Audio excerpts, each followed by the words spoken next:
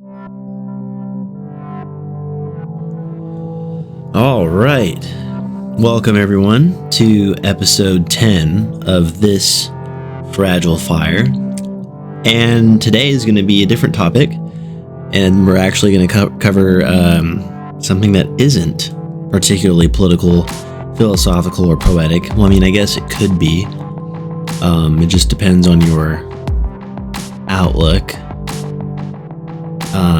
But today, we're going to be talking about the importance of nutrition, vitamins, supplements, and which kinds are the best, and common problems and common issues, and so on and so forth. So, I am somebody who is very much involved with my health. I used to not care when I was younger. Of course, I wouldn't. Who would? At that age, like middle school, high school, I don't know shit about anything.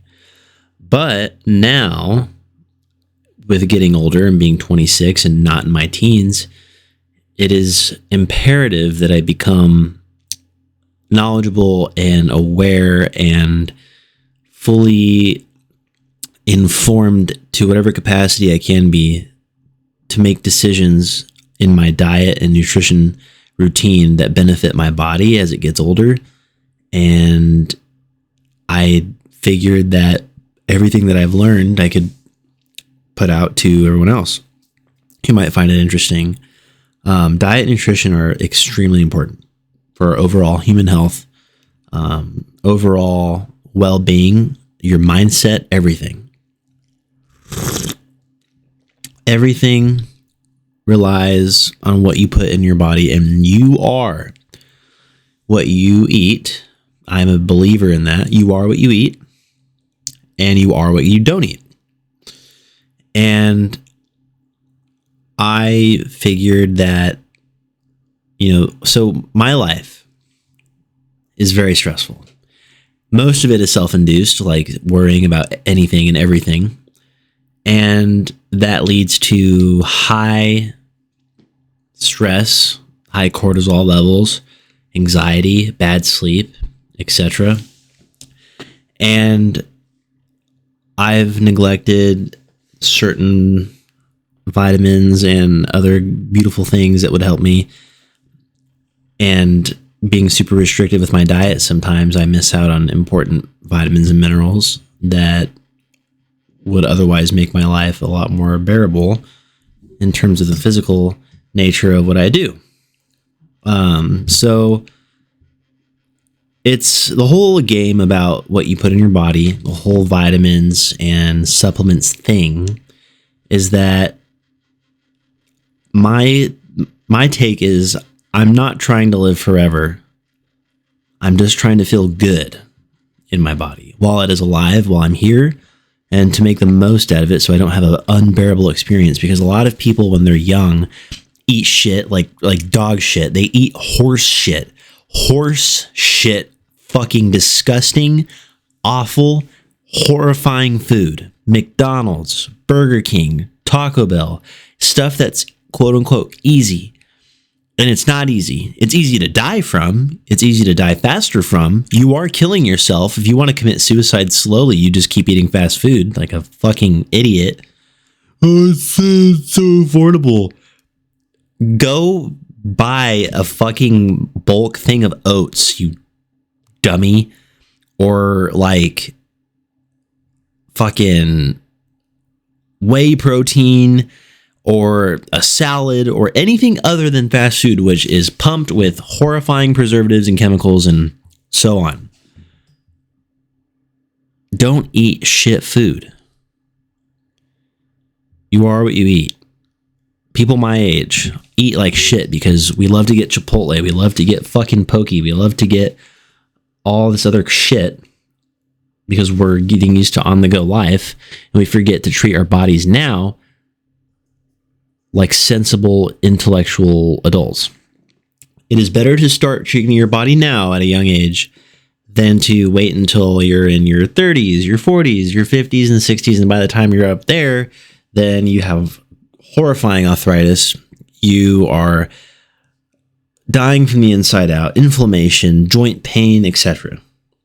And usually people my age also don't particularly live an active lifestyle. They don't go to the gym. They don't do any type of cardio. They don't run, walk. There's nothing. All they have is their job and, getting up from the couch and grabbing a snack and coming back. That's the only activity they do. But we as young people need to understand, truthfully, if we were to build a prosperous future, to pursue our goals and our dreams for our loved ones, our partners, or whatever, and ourselves, we need to be alive and healthy for all of it. And in doing so, it is imperative that we clean up our diets. Diet is 99% of everything. Like I said, you are what you eat and what you don't eat. And people don't even know where to begin usually. They think they have to instantly jump into meal planning. And it's not how it is. It's just about eliminating certain things. Like instead of a McChicken from McDonald's, maybe instead take with you a banana or a granola bar or an apple. Something, the fruit of the earth, nature's candy. Take with you beef jerky with low sodium and no preservatives. Find it clean. You can find clean foods, clean snacks that are easy at Sprouts, at Whole Foods, Trader Joe's, Target. There's varieties everywhere for healthy foods and snacks. You don't have to fall for the lie that fast food is fast and convenient. People wait in the lines. People end up raising their blood pressure, raising their cholesterol. They end up literally killing themselves over time with fast food. And taking the extra 5 minutes, not even that, to prep your own snacks for work, like your own lunch or even your own your own meal plan. It doesn't have to be perfect, just something that is your own, something that you make, something that you put together that's wholesome and healthy. Fruits, veggies, do like a to-go salad. Start there. Just drop the shit. You don't have to, you can still have like a McChicken or Chipotle or whatever here and there, like as a treat, but your regular diet should be something that sustains your body, that makes you feel full, that makes you not feel like shit, that doesn't make you feel inflamed. Your body should feel invigorated with the food that you put into it. It should not be feeling sick. Food and the additives that are included into them now in this society, it's important that you know what you're putting into your body. Read the nutrition labels. High sugar leads to consistent overworking of the pancreas to release insulin. And in doing so, that's what's one of the leading causes of diabetes, a preventable disease in America, is the high sugar intake, no physical activity, sedentary lifestyle, and the lack of any other nutritious or fibrous foods in their diet. High sugar also does a number on your mouth, oral health, high sugar will rot your teeth out, cause cavities, bacteria will grow, cavities will get deeper, nerve pain, receding gums. It's just not good. Sugar is a helpful thing. People should consume sugar in moderation, like anything, but they should be getting that sugar from fruit, from veggies, from healthy, complex carbohydrates like wheat bread and oats. Sugar should not be regularly consumed from beverages like frappuccinos or soda or other shit, candy, Again, once in a life, no, I'm not going to say that. Not once in a lifetime. You'd hate me. Once in a while, a treat is good. Like ice cream. Like go out for ice cream. Go enjoy life, but don't be getting fucking one double scoop of ice cream every fucking day at Cold Stone, you fat fuck. You need to hear it. I'm looking at you through the radio, through the fucking podcast. And if you're already fit listening to this, then stay disciplined. If you're a fatty boom batty, you can change your life. I used to be a fatty boom batty. I used to be a fat motherfucker in high school. Fat motherfucker my whole life growing up because my parents loved the convenience of fast food. And they would get me like burgers, chicken sandwiches, everything that was greasy, ugly, bad. And I was not particularly an active kid, and nor was physicality really ever encouraged. My mom, the one who abused drugs and pills and whatever, she was very adamant on body positivity, on saying, oh, you're fine the way you are. I would have rather had a parent that would have been like, hey, you're getting really big, hard truth, but I'm telling you this because I love you and you need to get active. But no, like shit food was common. And I realized around my freshman year that I needed to make a change drastically. I was growing and my body was actually kind of recomping already because I was catching on and eating less. But I wasn't doing any real dedicated activity. But what I started doing was running. Cardio was my friend. I did cardio all throughout high school. I did cardio into college, and I would run 3 miles a day. And again, this is me. People don't have to start all crazy like that, but I have this like OCD with my physicality. 3 miles a day, almost 7 days a week. So it would be like 5 to 6 days a week of running. And I lost a lot of weight doing that. I slimmed down. I got slender in the face, my extremities, my limbs, my arms were getting skinny. I have permanent runner's legs now. Like my calves are slim. I have to work in the gym to really build them. But I ran and my body thanked me. My resting heart rate was really good. I can't remember what my resting heart rate was. But I know that it was good. Doctors liked it. That's what started my active lifestyle, was running. And then I got into weightlifting, and weightlifting was very trial and error. As most people experience, is very trial and error, watching YouTube videos, looking at Instagram, seeing what worked for people with different exercises, angles and dangles and whatever. It was trial and error. And then I had anorexia for a little bit, and that's not good. So don't do that, what I was doing. Don't just not eat, because your body needs food. Your metabolism needs food in calories to stay at a healthy pace. You don't want to starve yourself, because then your metabolism actually will get damaged and slow down, because your body thinks that you're in starvation mode. So it's going to slow down its fire and its the calories that it needs to survive. And so when you start eating more, the calories will then be treated as surplus, because the metabolism, your basal metabolic rate, is down. So you need food to keep equilibrium.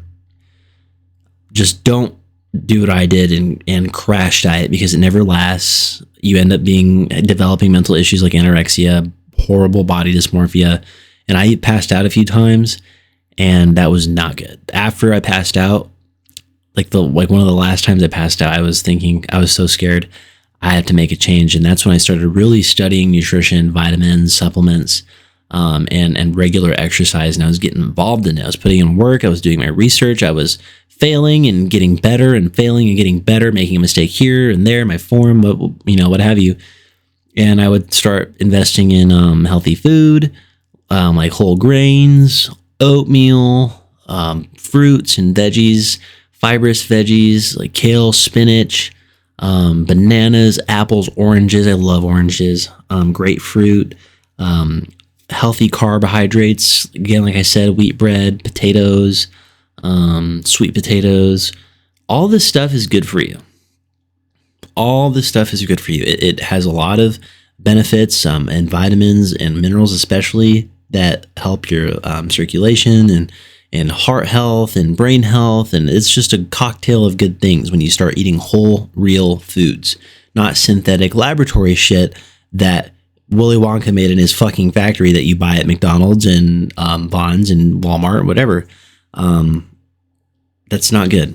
But whole foods, eating right is the key thing. overall well-being relies, in my experience and in my philosophy with health, is, I think what I said was 4 categories. Okay. You have, if to achieve good health, and a metric that you can use to determine whether or not you have good health is how much water you drink. 1, how much water. 2, your stress levels. How are you dealing with stress? How stressed out are you? 3, sleep, right? And 4, diet. The 4 big things that I usually look at when it comes to overall well-being.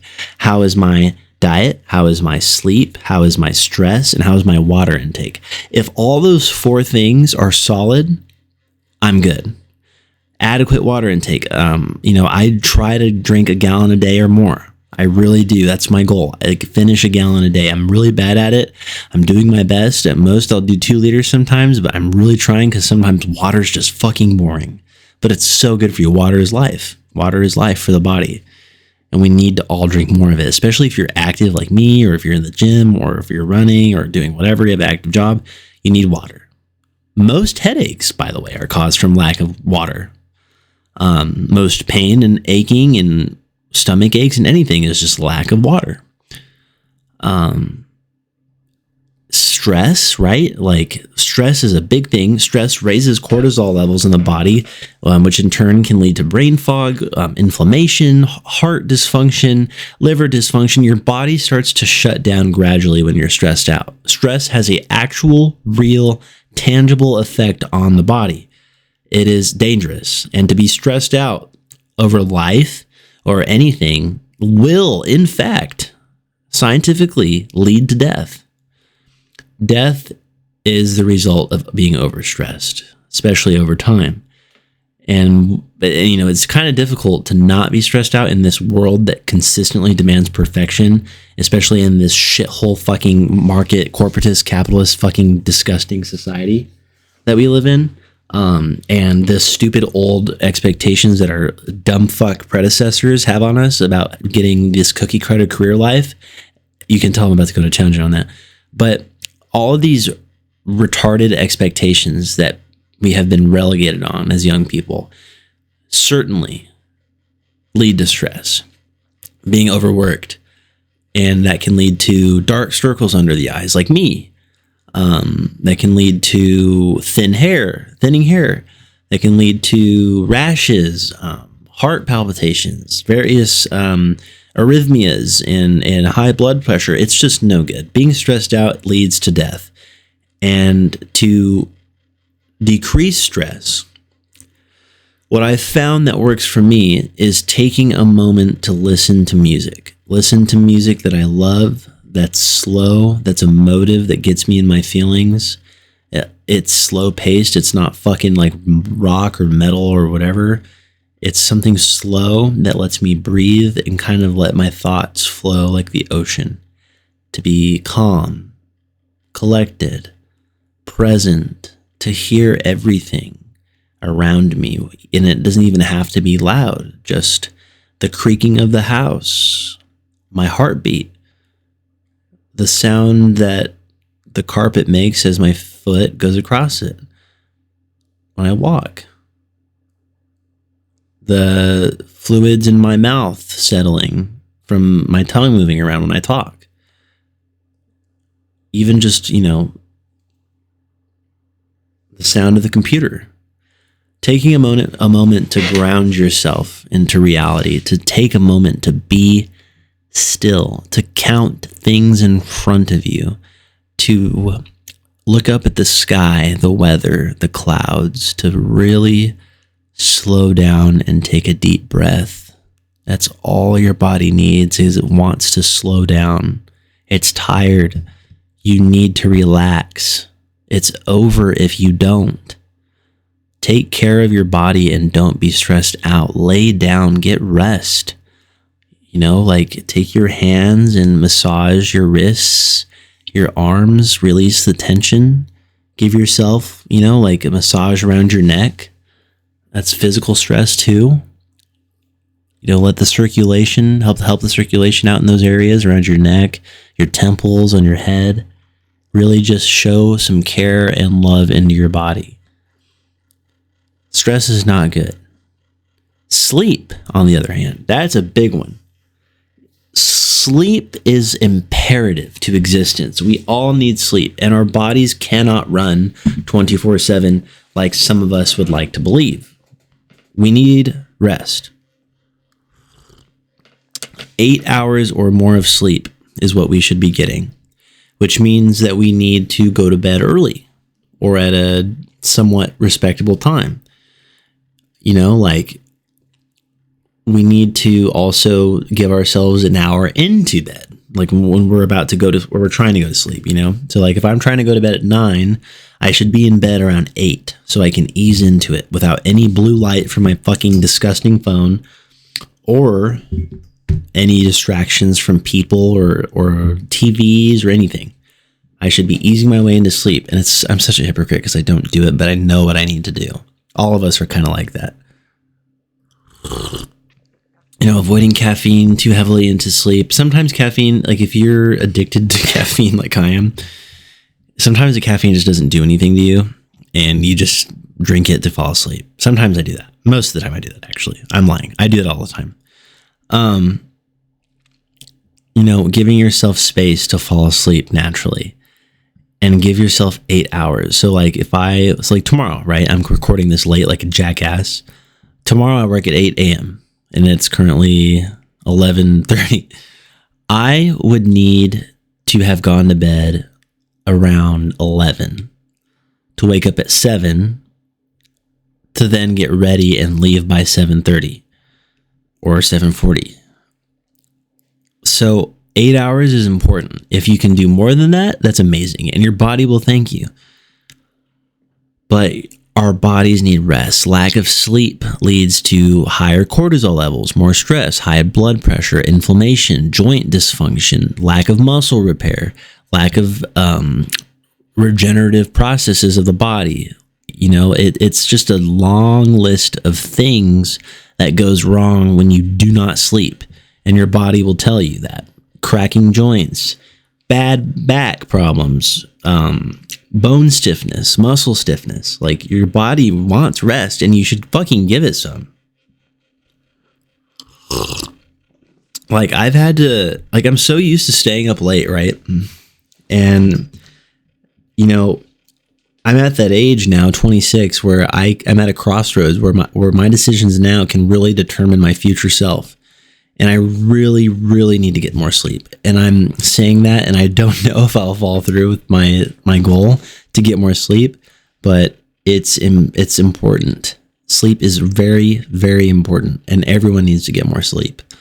Put on ambience when you sleep, ocean sounds. Put on forest sounds, a blizzard or rain. Rain is good. I love rain sounds. Or if you're a nerd, put on like Halo ambience, like the maps, the different maps, or Halo Choir. Or if you're a Star Wars fan, do like the inside of a Star Destroyer or a ship or at AT-AT or something cool. There's ambience channels on YouTube and Spotify that are really cool. There's actually this YouTube channel and Spotify channel. His name is Kusari Space. That's Kusari Space, and he makes ambience, usually hour-long ambience tracks of various Star Wars locations like Coruscant skylines, Mustafar explosions with the volcanic activity, like ambience aboard a Star Destroyer hangar, so like ties and chatter distant.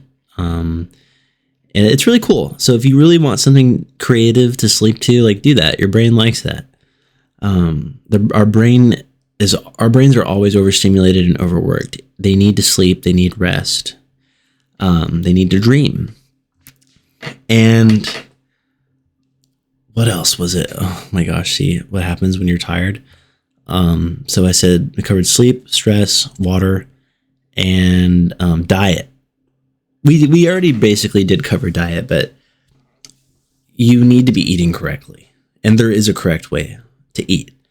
Calories in and calories out is more of a fitness guideline. Like if depending on what your goals are, like if you are wanting to build muscle, then you need to be in a caloric surplus. But that doesn't mean just eating whatever you want. It is true in a way that a calorie is a calorie, but not all calories are made equal, and they will affect your body accordingly. You should be eating foods that are whole foods, nutritious, that give you vitamins A, B, C, D, E, K. You should be getting minerals. You should be getting your calcium, iron, magnesium, chromium, copper, zinc, boron, all of those things from your food and your liquids that you intake throughout the day. A McChicken is going to have a very finite amount of iron, calcium, and vitamin A, B, C, D, you know what I mean? Like, you need whole foods that are complex, that your body can absorb and break apart and have gifts and presents and vitamins that it will need, you know? Diet is imperative. Diet will determine everything. Abs are certainly made in the kitchen, and health is too. Now, what I want to move on to is supplementation. Okay. Supplementation is also important. If you're short in something, or if you want, help in easing a certain condition like inflammation, supplementation is also key to making life more bearable. And I'll talk to you guys about this. I'll start it with this. Look, there is a macro principle. Okay, most people don't need 40 damn pills a day. They need a consistent routine that supports stress, gut health, sleep, inflammation, and energy. And if you can take supplementation or vitamins or minerals that aid all of those categories, then you'll be golden. Because like we talked about, you have the diet, stress, sleep, and water intake nailed down. Supporting these subcategories of your life will be infinitely more helpful to your overall well-being. And that was stress, gut health, sleep, inflammation, and energy. And you can get various vitamins and minerals and supplements that aid those all over the place. You can go to Walmart, you can go to Target, you can go to any grocery store. Shout out to Sprouts. I work there. This is not free advertising. I guess it would be free advertising. I'm not sponsored by them. Whatever. I'm not sponsored. There's supplements that you can use to help those categories. For example, you can use magnesium to help with stress and sleep. Magnesium is an amazing mineral that our body needs to help it in many functions. And there's substrates of magnesium, actually. So like this one right here, magnesium glycinate is a specific strand of magnesium that aids in rest and helping your body relax and de-stress itself.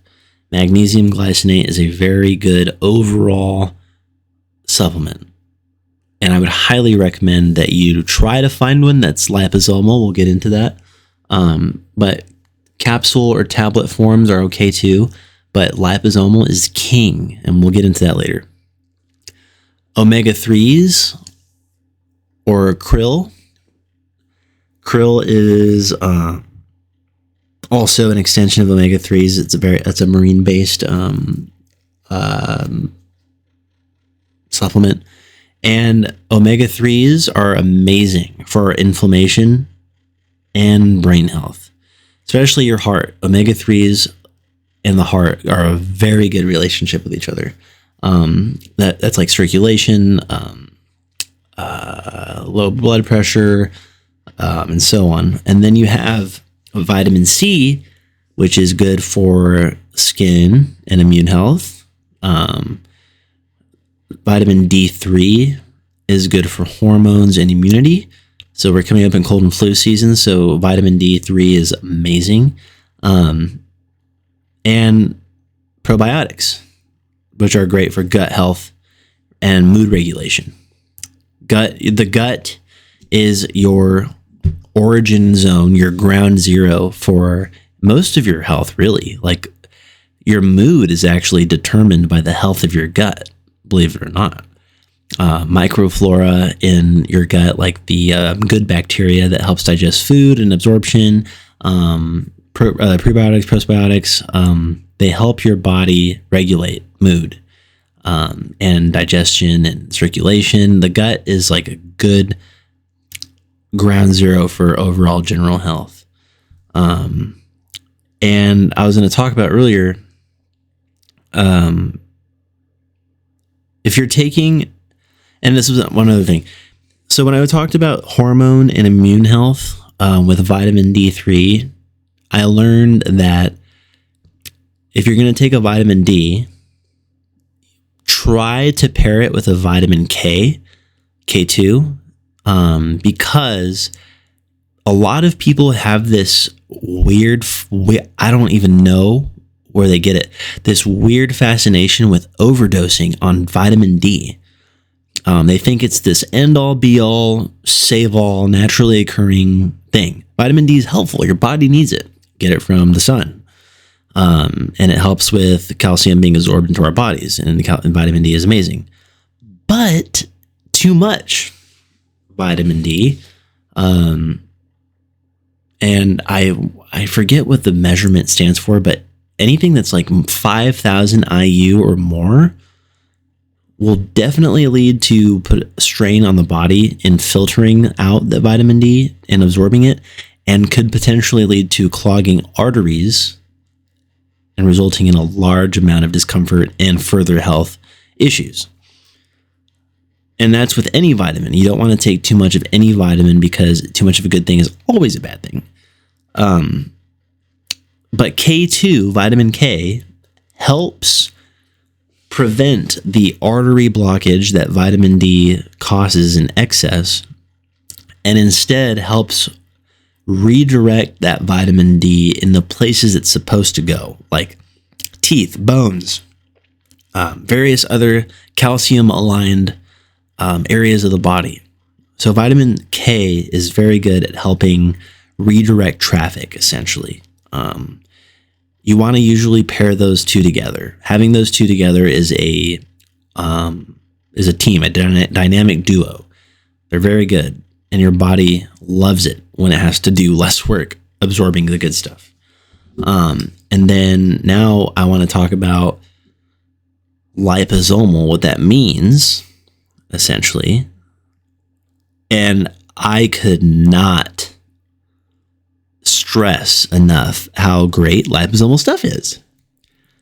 Liposomal is amazing. And when vitamins come in liposomal forms, everyone's having a good day. I'm having a good day. You're having a good day.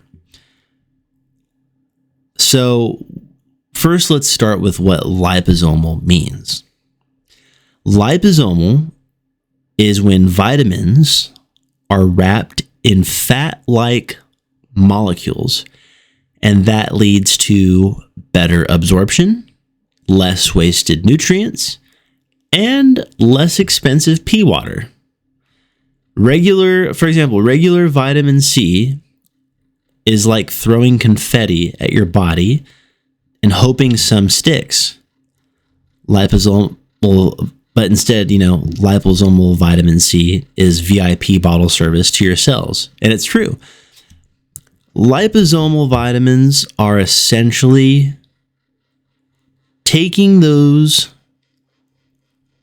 vitamins, wrapping them in a beautiful sticky layer of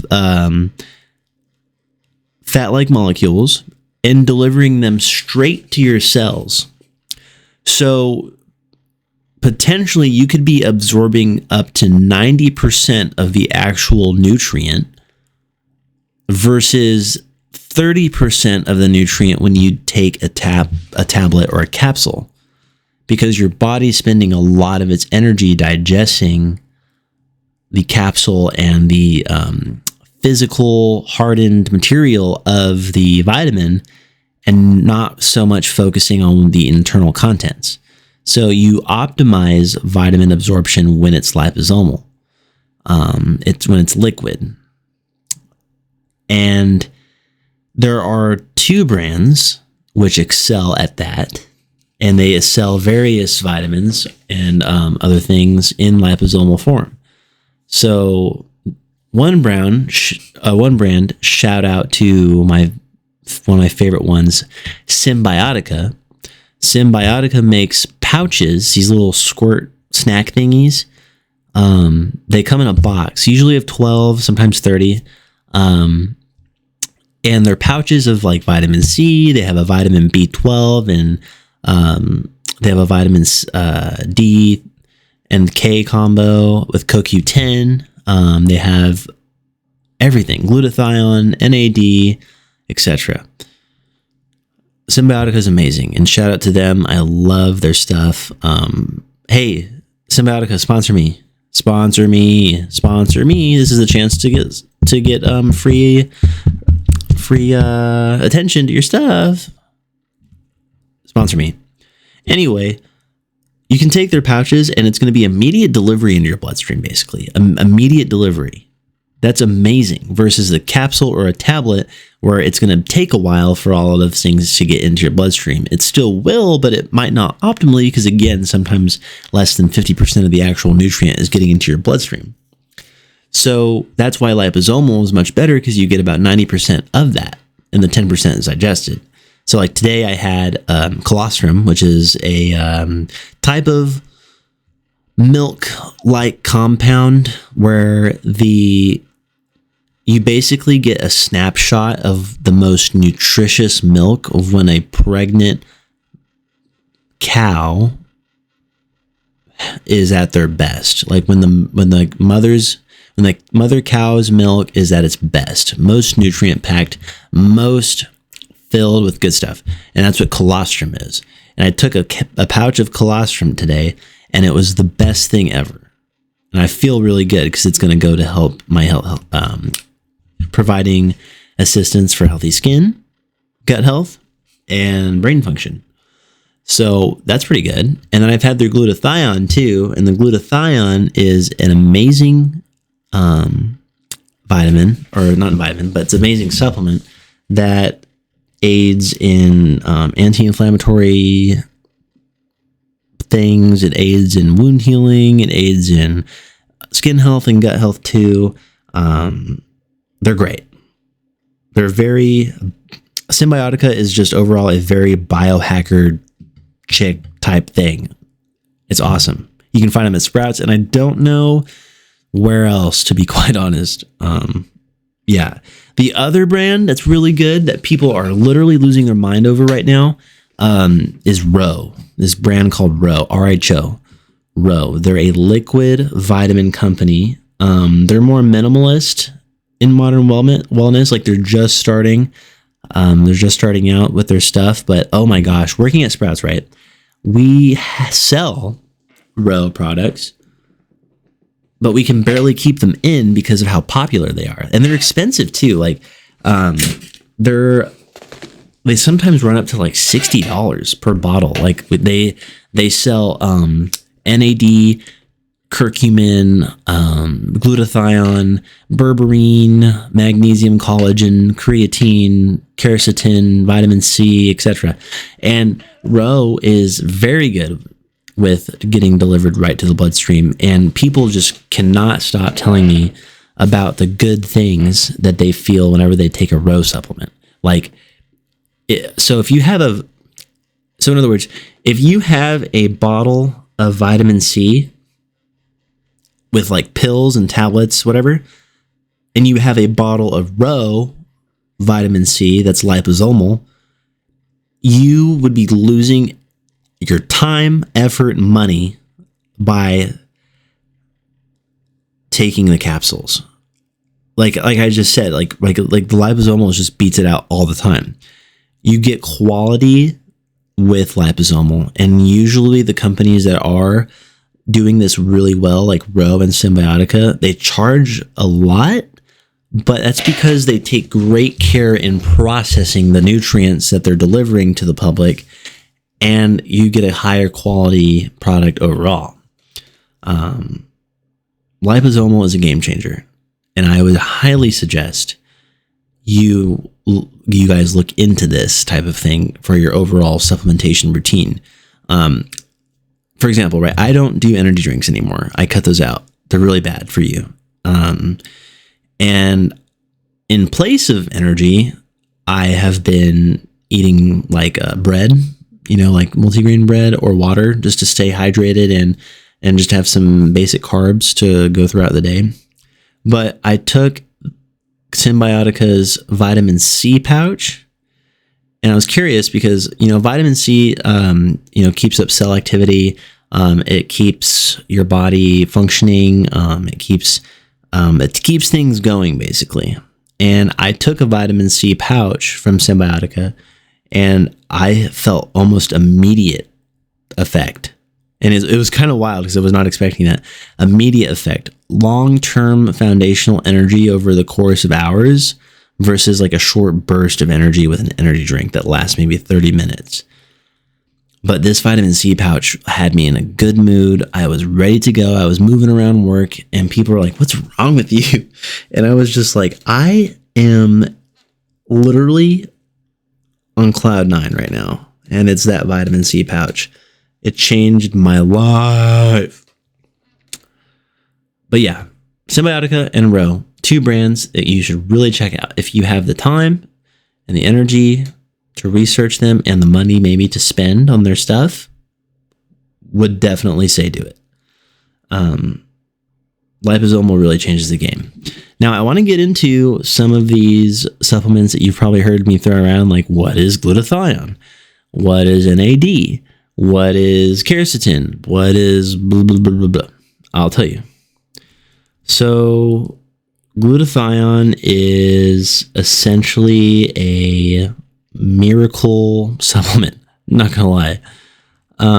It helps your body fight off a lot of free radicals and toxins. And it helps with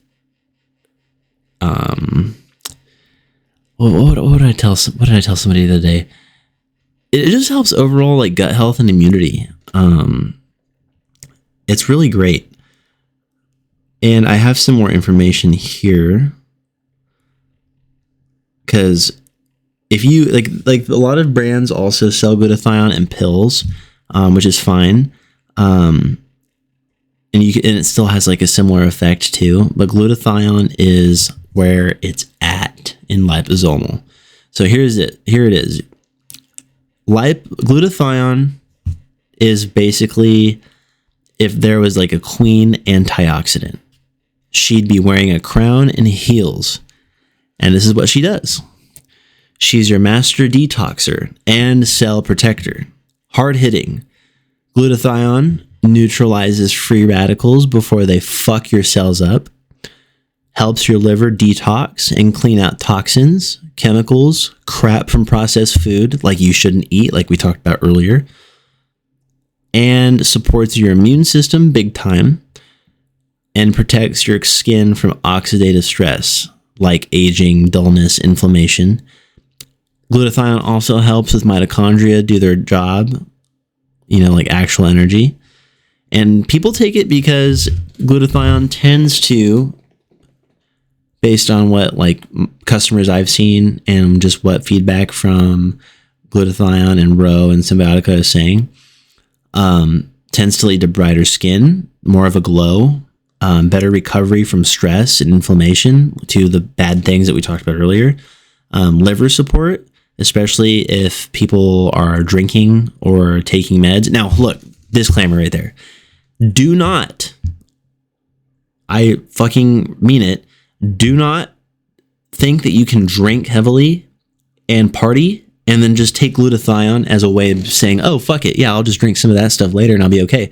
No, it is not a supportive addition to a drunken life. Don't be a drunk, but if you do drink, like once in a while, glutathione will help rid your body of toxins.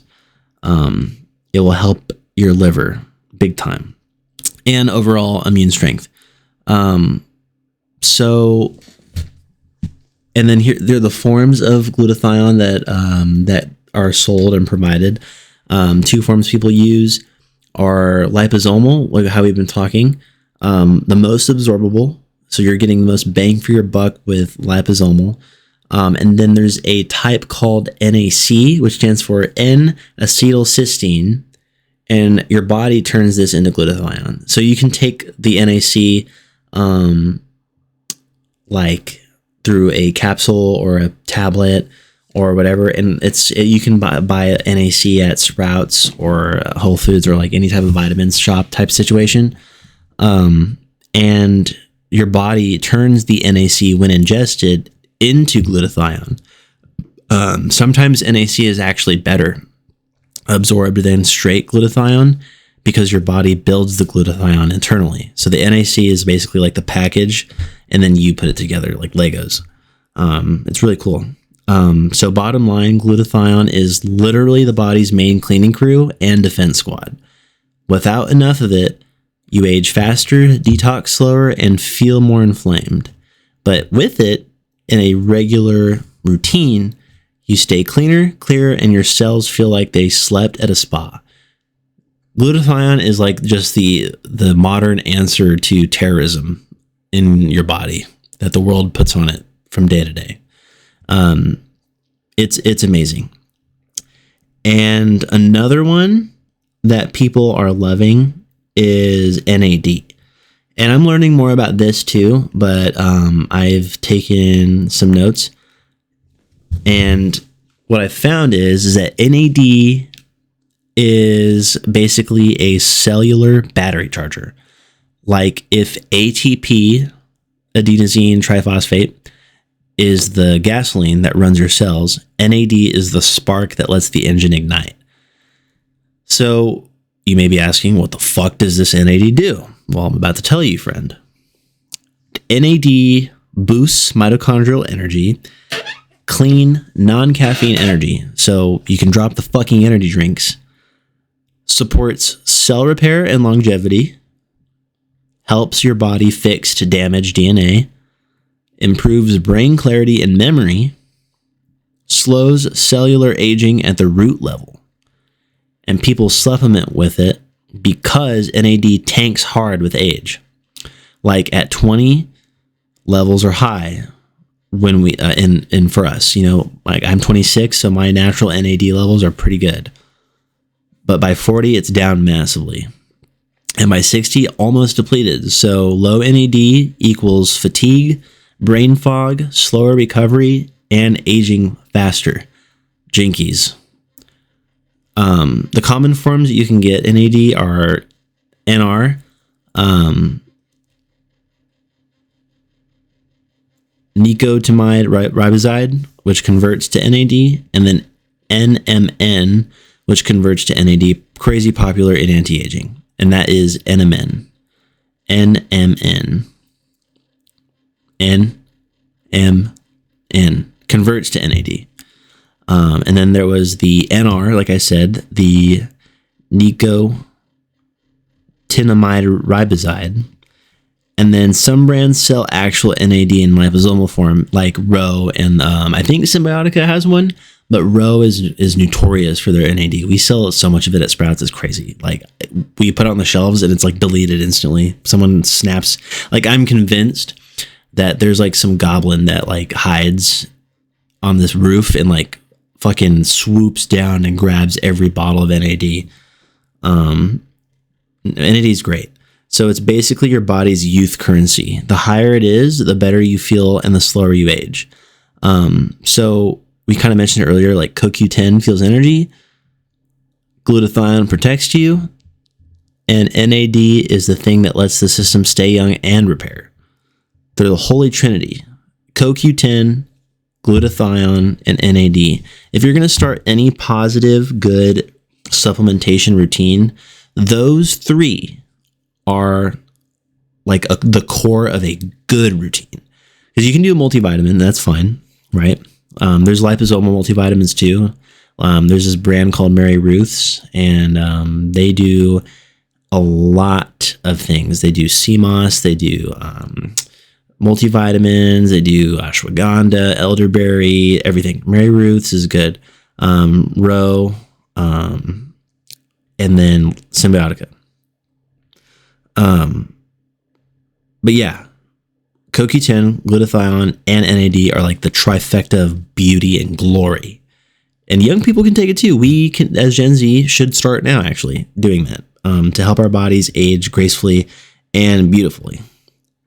And I want to give you guys some more information on CoQ10 because CoQ10 is actually extremely helpful. You'll hear it around, and I did mention it a few times. CoQ10 is a beautiful friend for your heart. It essentially aids in circulation and a bunch of other things. So CoQ10 is basically, no joke, the heart's hype man. Your mitochondria literally can't make clean energy without it. CoQ10's job is basically the spark plug that lets your heart cells actually produce ATP, energy. And what that means for your body is that you get stronger heart function, better blood flow, smoother blood pressure regulation, and less oxidative stress in arteries. CoQ10 is in every single cell with mitochondria. And the heart is an energy demon and uses more CoQ10 than any other organ. So like I was saying earlier, CoQ10 and the heart are big. They're dynamic. They're together all the time. CoQ10 does its best work with the heart. The bonus of it is that if someone is on statins, like I think it's a medication or a prescribed thing. If someone is on statins, statins crush CoQ10 levels. Like they usually lower them pretty severely. It's why so many people on statins feel tired, foggy, or weak. And CoQ10 is like the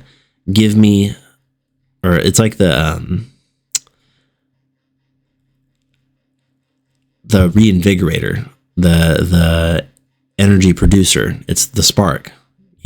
It's basically energy, heart support, anti-aging, and cell protection.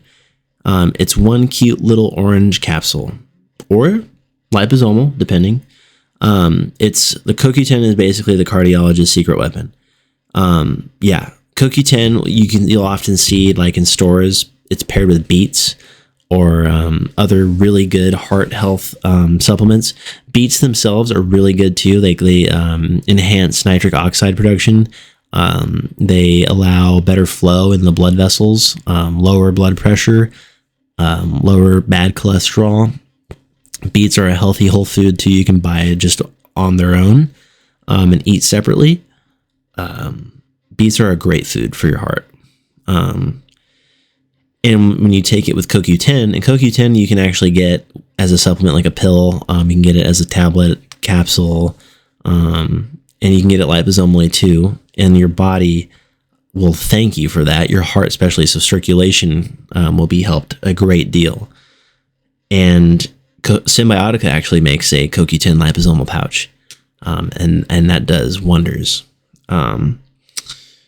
And if all this stuff sounds too sciencey or risky, or like you don't really know too much about it, a multivitamin is just fine. Like everyone needs their vitamins. Everybody needs vitamin B, the B complex. They need vitamin C. C is imperative. You need a vitamin C. Vitamin A, B, C, D, E, and K.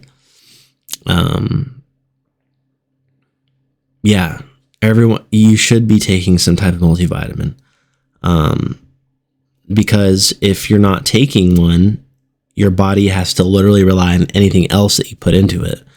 And just with the diet that now most people are indulging in, realistically, we're all pretty bad at feeding ourselves on time. Like I know a lot of people in my own personal life who are bad at eating on timely fashions. Like they're skinny, high metabolism, no eating. We're missing out on vitamins. So I have some information though about what's important to know regarding multivitamins.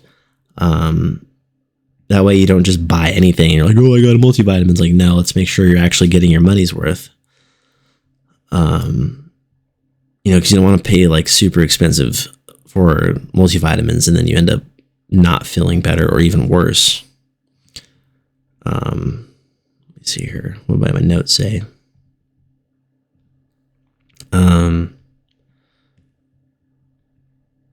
Yeah, so like you want to, like I said, you want to make sure you get your money's worth. So here's the deal with multis. A multivitamin, like if you don't want to do the CoQ10, glutathione, NAD,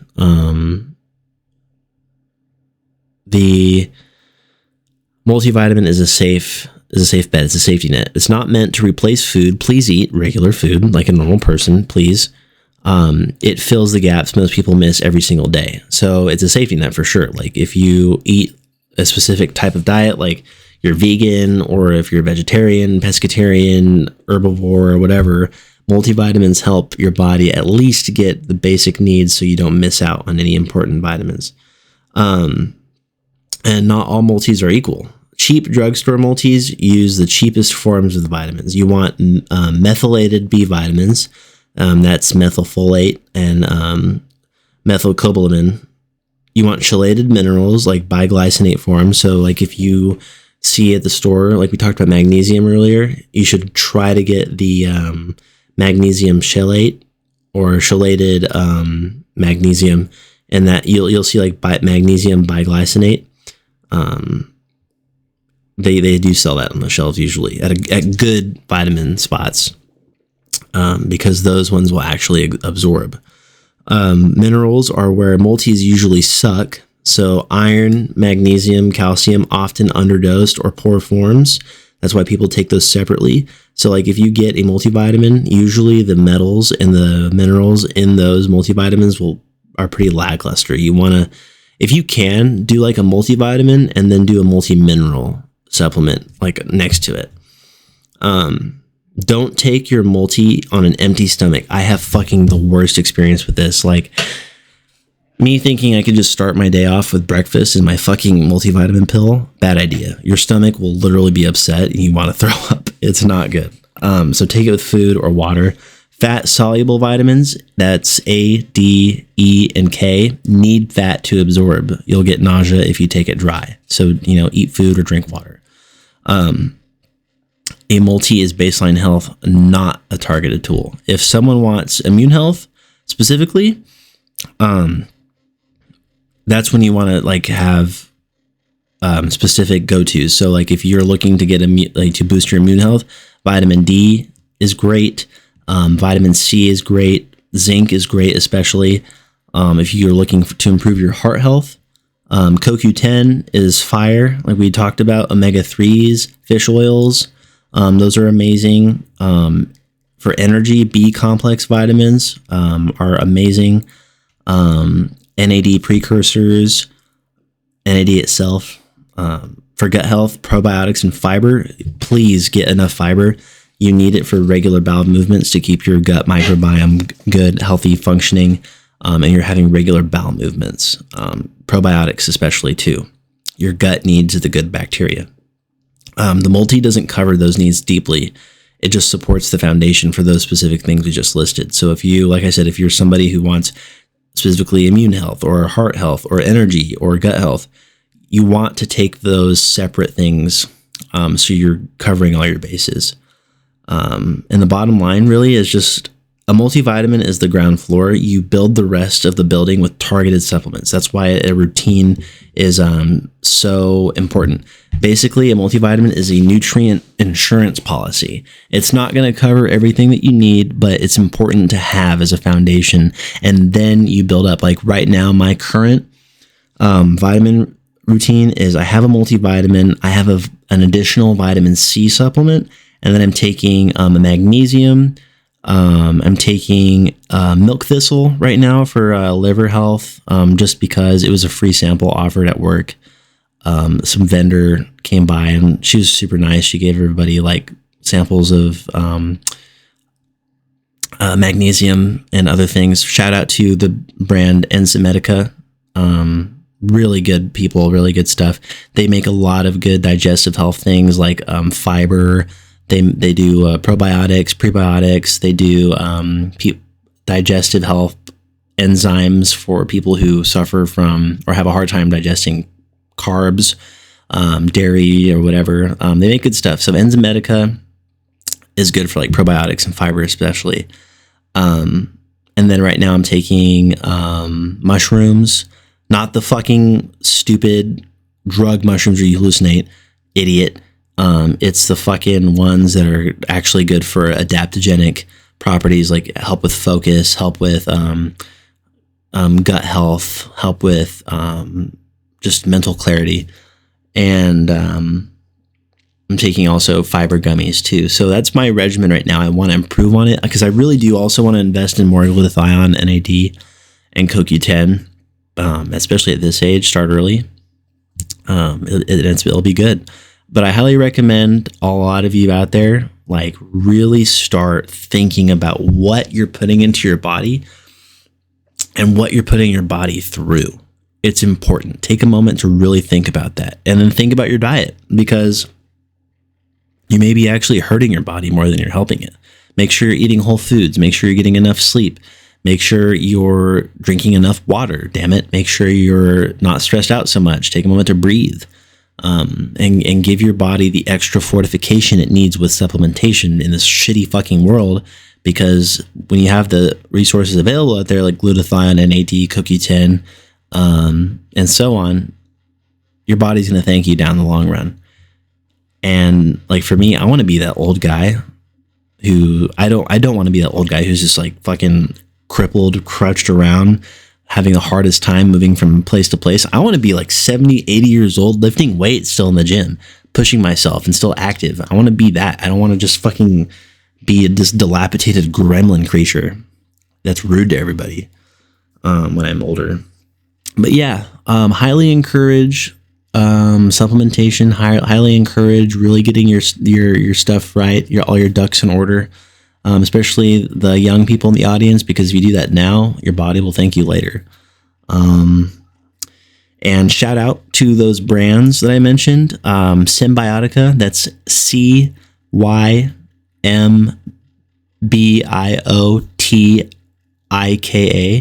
Cymbiotika, and Rho, RHO, and Cymbiotika. It's like enzyme and then medica, but Cymbiotika.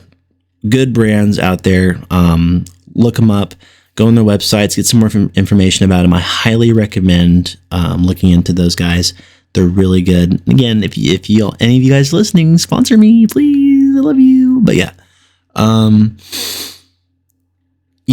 my own personal experience with those brands are great, so I highly recommend them to you guys. But yeah, a different theme for episode 10 of this Fragile Fire. Nothing too hard and nothing too dense. A little break in the air from the politics and the religion and the love. But I'm very passionate about health, and I hope a lot of you can and will be too, because your future quite literally depends on it. This has been episode 10 of This Fragile Fire, and I will see y'all and talk to y'all in the next one. Cheers.